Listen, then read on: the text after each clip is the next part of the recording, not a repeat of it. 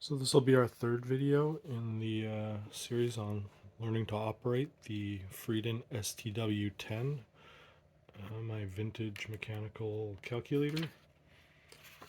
And let's find the page here.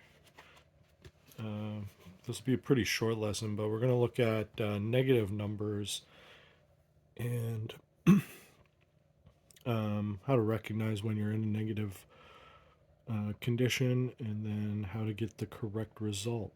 So we have a pretty straightforward operation here.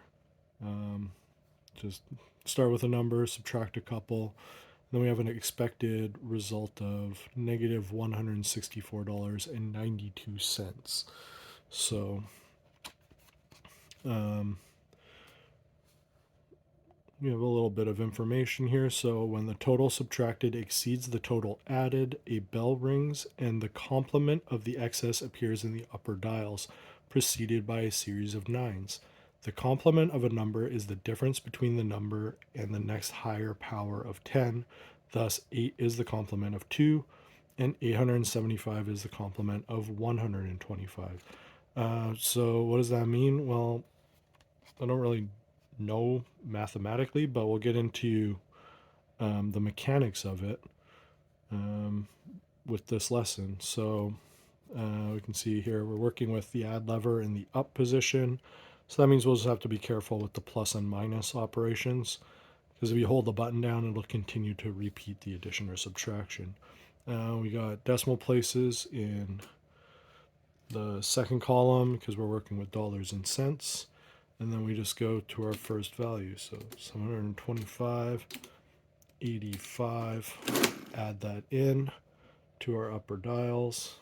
Then 365.45, subtract that.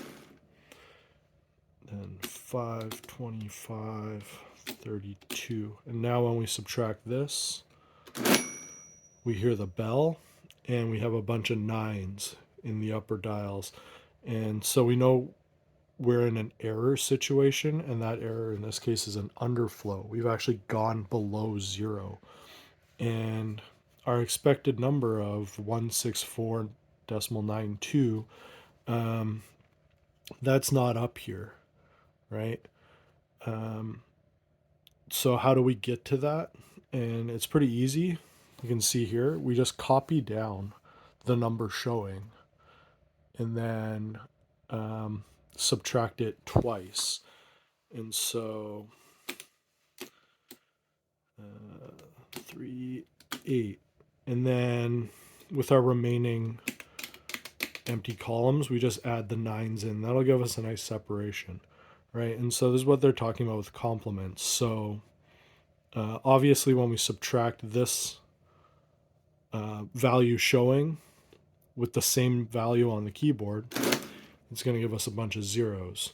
So we subtract down to 0. And now when we do it again, basically whatever number we entered to get to that 83508 with some nines, if we enter, or if we subtract 83508, it's going to show us that other number, right?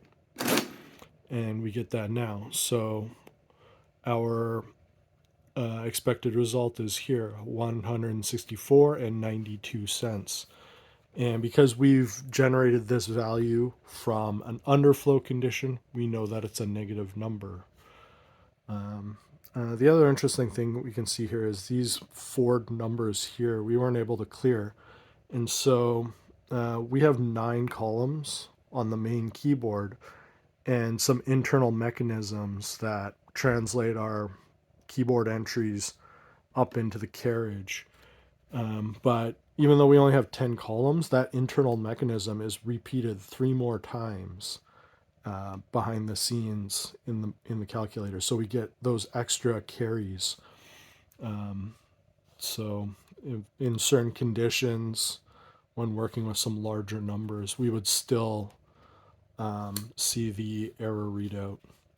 And we can also, do some very large addition or sums before we have to start getting into compound entries by moving the carriage around, right? And that will probably be a lesson a little bit later on. But yeah, that's how to sort of recognize and extract the negative numbers when working with the Friden STW10. Thank you for watching.